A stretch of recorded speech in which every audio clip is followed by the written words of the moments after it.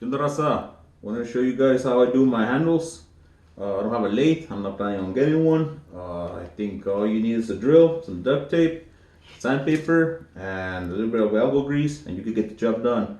So just gonna show you guys how I do mine, and hopefully works for you as well. Here we go.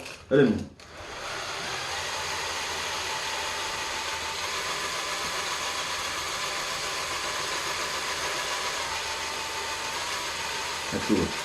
So this is coming up on the next video, hopefully next week. I just wanted to show you guys. Well, stay tuned.